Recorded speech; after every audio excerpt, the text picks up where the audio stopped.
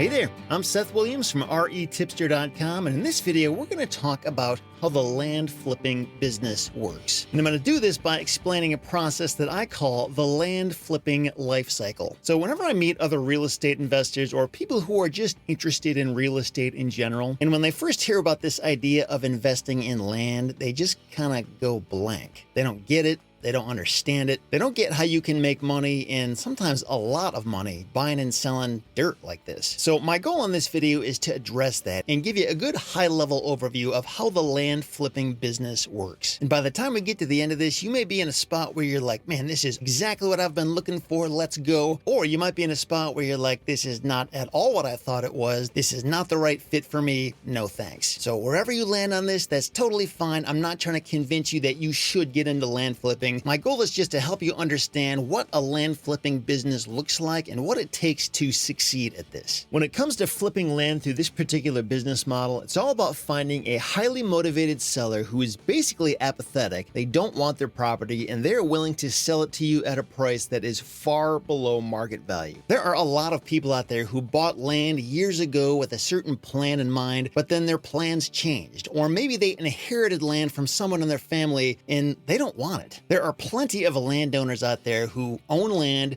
that they don't want anymore, and we're looking for these people who are tired of owning land and paying property taxes on something they don't need or want or use. To the average person, selling land can actually be kind of a tricky thing. A lot of landowners don't know how to do it, and even if they do hire a realtor, their realtor may not be able to sell it very quickly either, because land is a very different type of property than a house. And most realtors specialize in selling houses, not vacant land. Rather than waiting around for months or years on end to sell their property below market value anyway, a lot of landowners, when presented with a cash offer that can close quickly, are willing to let it go so they can move on with their life. This is what land flippers do. We find these people who own land they don't want, we give them a big easy button in the form of a cash offer, and then once we've relieved them of the burden of their unwanted property, we can reposition and resell it at a higher price to make a profit. Now, most land investors following this business model might make an offer anywhere from 20 to 50% of the property's market value, and then turn around, reposition, and resell that property at a price anywhere from 60 to 100% of that property's market value. The end buyer who ends up purchasing that property walks away with a great deal, and you as the land flipper are able to offer this kind of great deal because you acquired it at the right price from the right kind of motivated seller in the first place. And these win-win-win scenarios are a pretty cool and kind of fun thing about this business. And if you're ever talking to a landowner who is not willing to sell their property at a really low price, and believe me, you will find plenty of people who will say no to you. That's okay. It just means that they're probably not the right person for you to be talking to in the first place. The land flipping business model is really pretty simple. There's not a whole lot of complexity to it, and that's part of why I've always loved it so much, but it's important not to confuse simplicity with ease. There are going to be plenty of problems you have to solve and issues you have to navigate through, but believe me, you can totally do this once you understand the plan and stick to the plan. So how do we get started? What are we supposed to do first? Well, if you're brand new to this business, the first thing you want to do is some basic market research. So when you've been in this business long enough, you're inevitably going to find that not all markets are created equal. And for the most part, deals can be found in just about any market, but some markets will make that process easier than others. The same goes for when you're trying to sell properties. In some markets, properties will sell very fast. In other markets, properties can sit on the market for a long time because the demand just isn't there. As long as you're pulling the right kinds of lists of the right people and properties and following the right process in your marketing, there are deals to be found everywhere. But a lot of times what can be the biggest bottleneck for land flippers is getting properties sold. And you don't actually make any money as a land flipper until you can sell your properties. Depending on what types of vacant land you're working with, some markets will make the selling process much easier than others. Because some markets are more desirable, some states and counties are places where everybody wants to be, some areas have a better economy, better job growth, lower crime rates than other areas have. And you can usually see this by understanding which states, counties, and cities people are migrating to and away from. And it's important to understand and distinguish what the data actually says. We're not talking about the markets that you find desirable or places where you would want to own land. We want to understand what the market finds desirable and what the market is telling us. So this begs the question,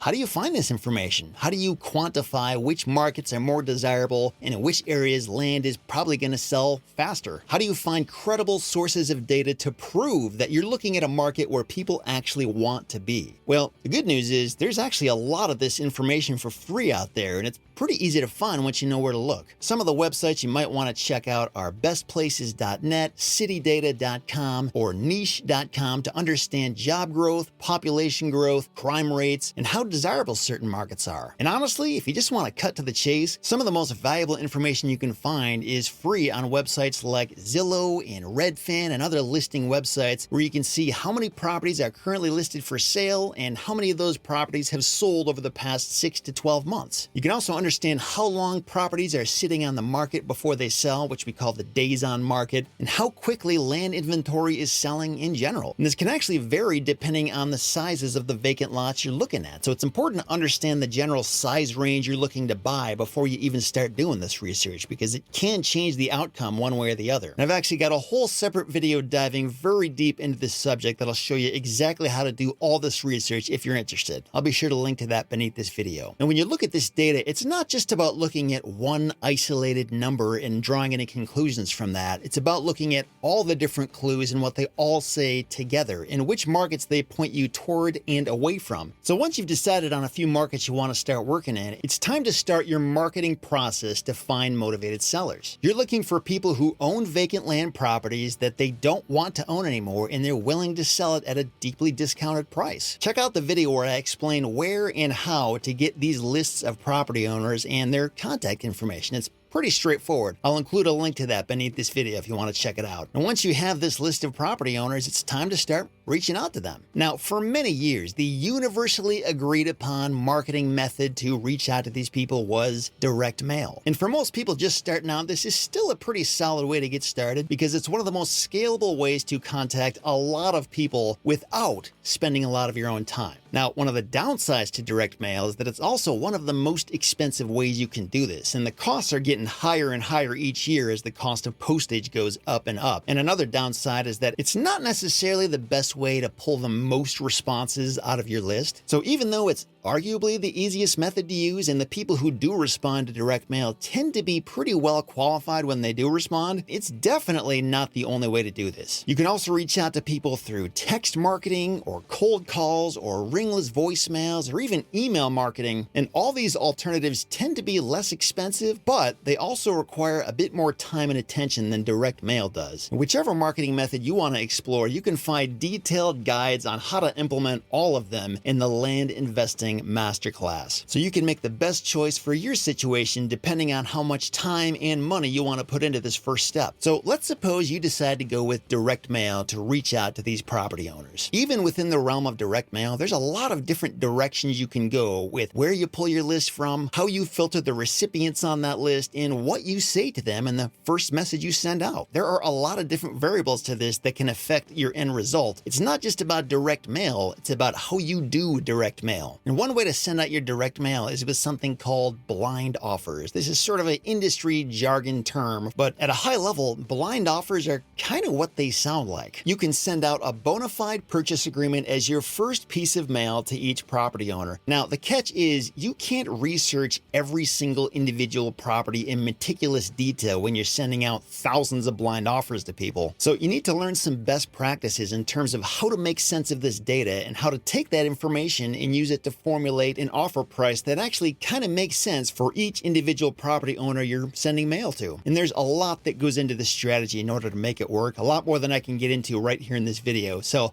I'll be sure to include a couple links beneath this video you can check out if you want to learn more about it, or we cover all this stuff in great detail again in the Land Investing Masterclass. If you really want to evaluate each property one by one and send out an offer that probably makes a lot more sense based on the unique variables of that property and the property owner, there are definitely better ways to do this. They just take more time to do it. So if you're somebody who doesn't have a whole lot of time, but you do have the budget to send out a lot more mail, then blind offers could be a viable option for you, simply because it's a lot more scalable, and you also don't have to play games with the seller. You don't have to send them a piece of mail, making them think you're going to make an offer a lot higher than you really are. The first piece of mail they get from you, the number or the range of numbers is right there. And if they don't want to talk to you, they don't have to respond. So whenever I send out blind offers or range offers, where you basically put a range of numbers in there without telling them a specific number for their property, I usually get one of a few different responses back. One type of response is they just accept it. They sign the agreement and send it back to you. And sometimes when I get this kind of response, I almost wonder, okay, what am I not seeing here? Why are they just accepting this? Is there something wrong with the property? But that is one possible response. A lot of times, though, the responses you'll get are from people who want to negotiate. They're interested in selling, but they don't really like your number, so you have to go back and forth and discuss a better offer price that's going to work for them. And sometimes they'll respond just angry at you for giving them an offer. And that's one reason why you might want to set up an automated voicemail greeting or have these calls answered live by a virtual receptionist so that you don't have to talk to these people directly. You can understand where they're coming from and decide whether or not you want to call them back based on what they tell you. Again, keep in mind, many people are not going to accept your offer. And of those people, most of them just won't respond to you, or if they do respond, they're going to tell you in no uncertain terms that they're not going to accept your offer. This is to be expected when you're sending out thousands of very low offers at a time. Now, if you don't want to send out this type of blind offer, another option is to send out what we call a neutral letter, where you're not giving them any numbers. You're just saying, hey, I'm a land investor. I'm looking to buy land in your area. I saw you own land. If you want to sell it and get a quick cash offer that can close fast, give me a call or visit my website or shoot me an email, and they can respond to you, and then you can call them back and have a discussion at that point and get more specifics about their situation before you make an offer. And in my experience, this type of neutral letter tends to get more responses because you're not immediately shutting the seller down with a super low offer price, but it also does chew up a lot more of your time because you have to go back and forth before you can finally give them that lowball offer amount. And sometimes you can kind of get closer to what they're expecting because you understand the property and the situation a lot better than if you're just sending out a blind offer. So there's definitely some advantages to it, but if you're going to do the neutral letter approach, you're probably going to want to make sure you just have more time to have these conversations and get all the information before you finally make your offer. So after you've sent out your direct mail campaign, whether that's in the form of blind offers or some kind of neutral letter, the next step is lead processing. You have to pay attention and respond to the people who are doing what you told them to do in your mail piece. Follow-up is key to any kind of real estate investing, and land investing is no different. Be prepared to respond to emails and voicemails and letters that people send back to you. If people want to negotiate with you for a better price than what you offered them, it's totally up to you as to whether or not you want to pursue those conversations. You can if you're really hungry for deals and if there's enough profit margin there to still have it make sense, or you can just say no and move on. But either way, if people do accept your offers, it's up to you to keep the ball rolling and keep the process moving towards closing so you can get the seller paid and get the deed to the property. You'll also probably find that some people just aren't quite ready to accept your low offer in that first conversation. Maybe they need some time to think about it. Maybe they need to try to sell their property themselves for a while and let it sit on the market for 3 or 6 or 12 months until they finally realize that selling the property isn't nearly as easy as they thought, or they can't get anywhere near the price that they thought it was worth. And eventually you'll hear back from them somewhere down the line when they realize that you really were their best option.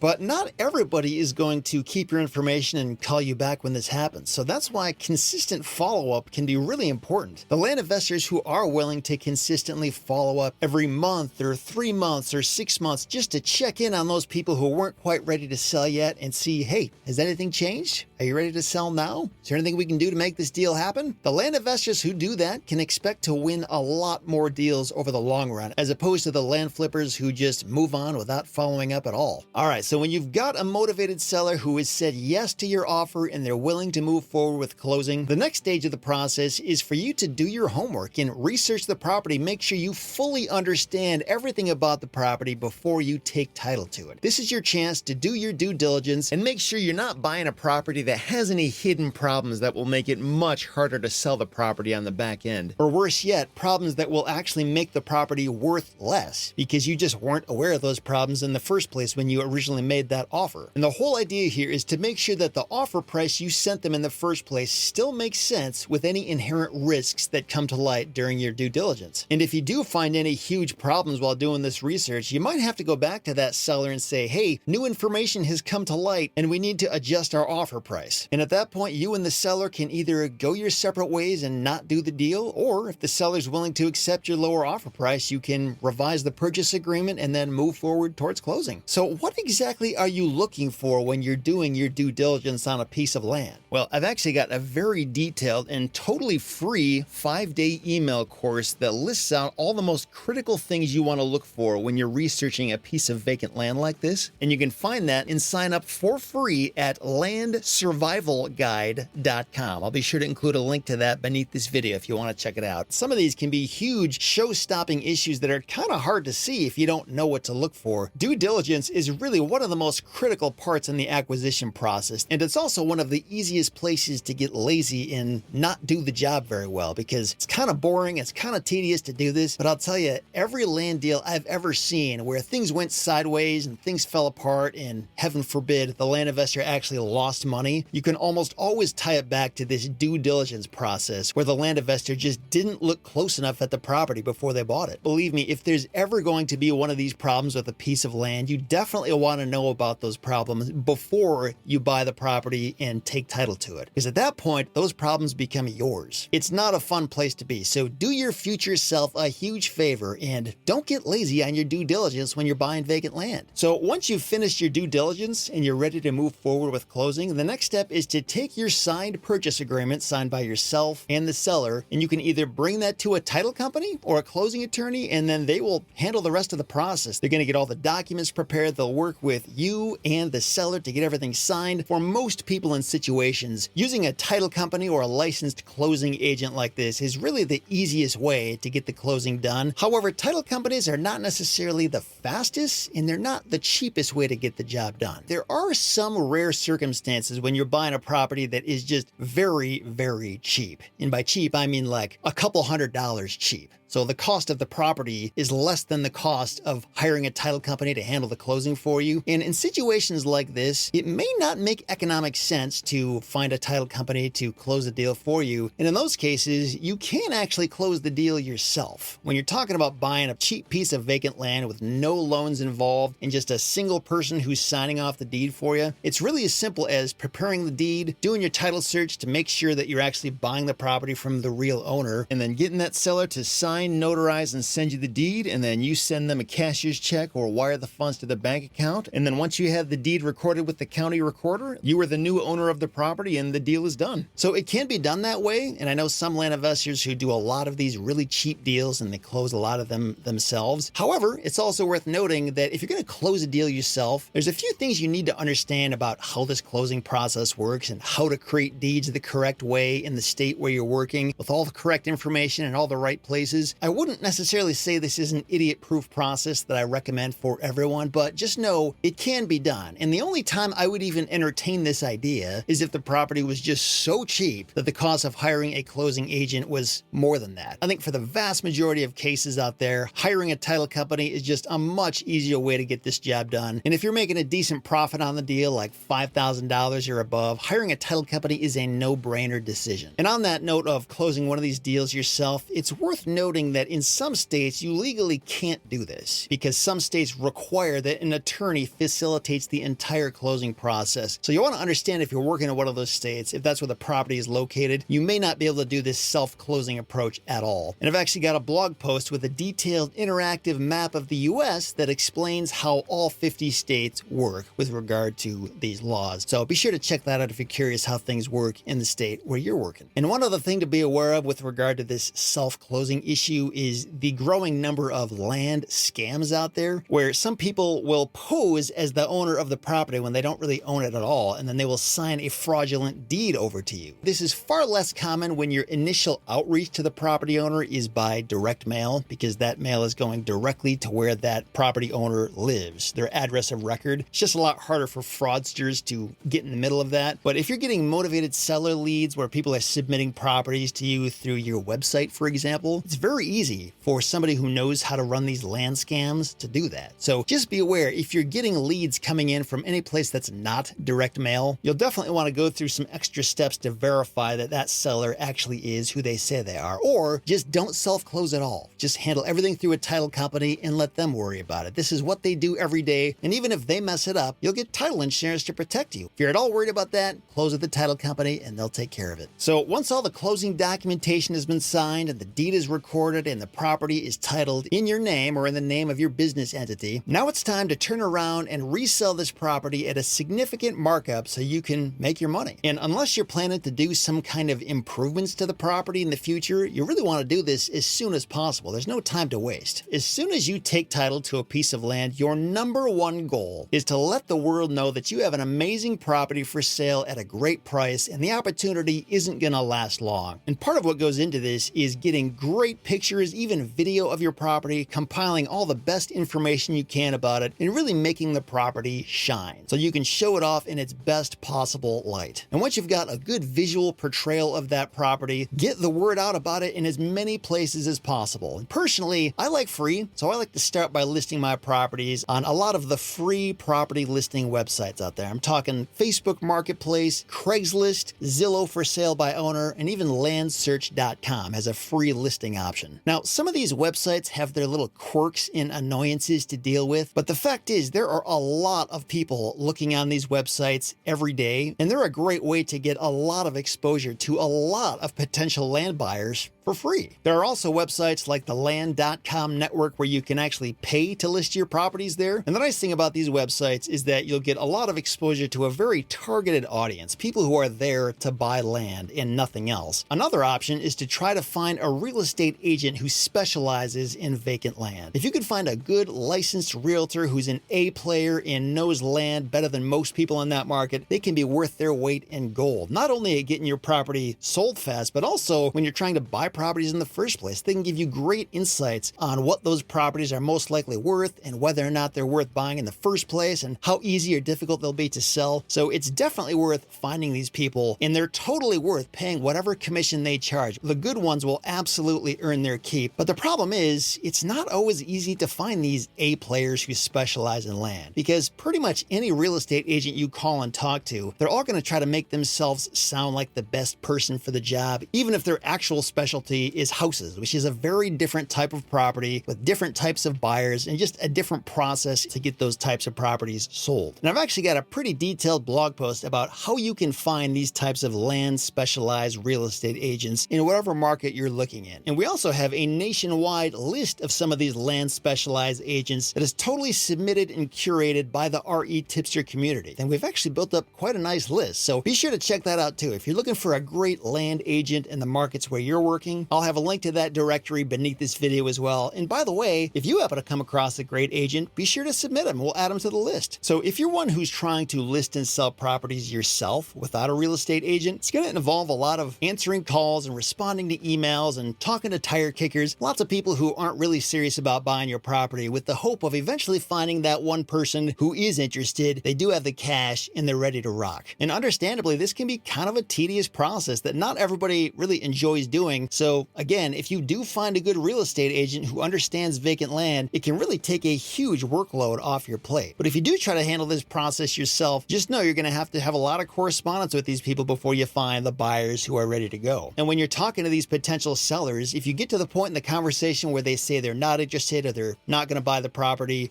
don't just stop there. Ask them, why not? You could say, if this isn't the right property for you, what kind of property are you looking for? And then adding them to your buyers list, because who knows, they may be a perfect buyer for your next property. And remember, the more of a connection you can build with some of these buyers, the higher likelihood that they might buy from you in the future. And then the final step in the selling process is just like the acquisition process: closing the deal. Now, again, depending on how big the deal is and how complex the transaction is, you can either close it yourself by preparing a deed and signing it over to that buyer, or you can bring it to a title company and let them handle the process for you. It's up to you to decide what makes the most sense for your budget and your situation and how far you're willing to go in doing that work yourself. And then once the paperwork is signed, notarized, and recorded, you can take your money and move on to the next deal and keep going through the land flipping life cycle all over again. So another really important thing worth mentioning mentioning that can have a huge positive impact on a land flipping business is seller financing. Seller financing is an incredible tool, especially when you use it in a land investing business. It can help you make a lot more money. It can help you sell properties faster. It can enable you to sell properties at a higher price, and you can use it to create a lot of streams of recurring income, which can give your business a lot of stability and predictability, which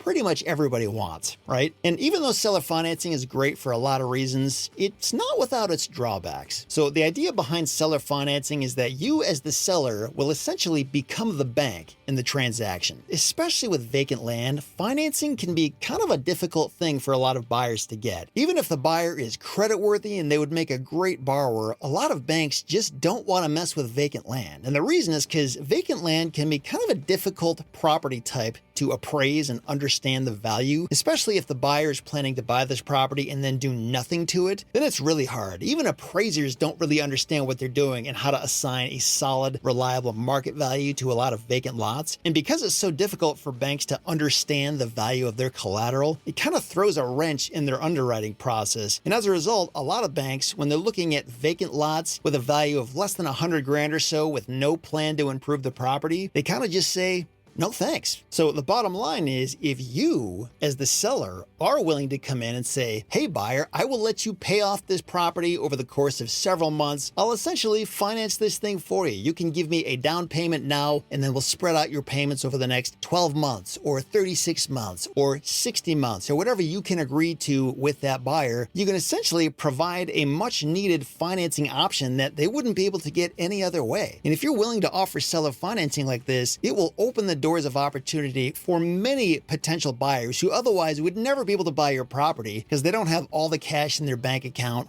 right now. And this is another fun part of the business because there's a lot of different variables you can play with to make a deal work for both you and the buyer. You can change the interest rate. You can change the down payment. You can change the term or the length of the loan, like how many months it's going to take to pay the loan off. Since you're acting as the bank, it's kind of up to you to dictate whatever terms are going to make sense for you and that buyer. And of course, the beautiful thing is, remember, you bought this property free and clear at a huge discount. So you don't have any loan payments to make on your end. Any down payment or monthly payments you get from your buyer who's buying it with seller financing can be used to quickly make you whole and pay you back for the money you have in the deal. And then every payment after that is pure profit. And the price you're selling this property for should far exceed the amount that you have invested into it. You can even set this up so that your initial down payment you get from the buyer covers pretty much all of the cash that you invested into the property in the first place. So all the payments you make are, again, pure profit. And when you set these deals up with a loan servicing company or a payment collection software, these payments will come in and get funneled into your bank account on autopilot. Now, I'll be the first to tell you, you absolutely do not need to offer seller financing in order to make a land flipping business work. In fact, I actually tried to avoid seller financing for many years because even though I knew it would create this kind of recurring income for me, it also adds some complexity to the business with a lot of new details on things to keep track of. So it's not the right answer for every land investor, but for those who are willing to jump into the seller financing realm with both feet, it can be pretty instrumental at adding a lot of stability and predictability to your cash flow. And when you sell properties like this, every property you sell in this manner kind of creates a little stream of passive income, kind of. All of these loans will pay off eventually. Those payments will only last for however long you set up the term of that loan to be. So if you want this income to keep coming in indefinitely, you'll have to keep buying more properties and selling them with seller financing. Also, keep in mind, whatever income you make from a seller finance deal like this, eventually you're going to find that some of these borrowers will default. Some of them will pay late. Sometimes you'll have to chase after them and eventually foreclose on properties and repossess them. And it can be kind of annoying because it's this extra work that you wouldn't have had to do if you just sold a property for cash. But when you do foreclose or repossess these properties, you can keep all the payments that were made from the first buyer and then collect the payments all over again for the next buyer. So it usually makes sense in the end, but it's still a lot of extra work and gyrations you have to think about that you'd never have to do if you just sold your properties purely for cash. And if you're as fascinated by seller financing as I am, be sure to check check out the Seller Financing Masterclass. Just go to sellerfinancingmasterclass.com. This is a whole separate course I created where I explain all the ground rules, the logic, and the beauty behind seller financing so you can use it to create incredible value in any real estate deal you're doing. And there you have it. Those are the basics of how the land flipping business works. Of course, there's a lot of nuance and additional detail buried in all the things I just said. It would take me hours to explain everything you need to know. And I actually did explain everything you need to know. If you head over to landinvestingmasterclass.com, that's where you can find my full A to Z course with 12 modules, over 80 lessons, tons of videos, templates, contracts. You can find all the sales copy I use for my direct mail templates, my websites, everything you need to know to start, run, and grow a super profitable land investing business at landinvestingmasterclass.com. And even if you're not looking for a course right now, I hope you were able to learn a lot from this video and get a nice high-level overview of what's going on here in the land flipping business, whether you want to pursue it more or move on to something else. Thanks again for watching, and if you want to take the first step in setting up your business entity for your land investing business, be sure to check out this video where I'll show you how to do it in just a matter of minutes. It's super easy to do, and I'll show you how you can get started in a flash. Talk to you next time.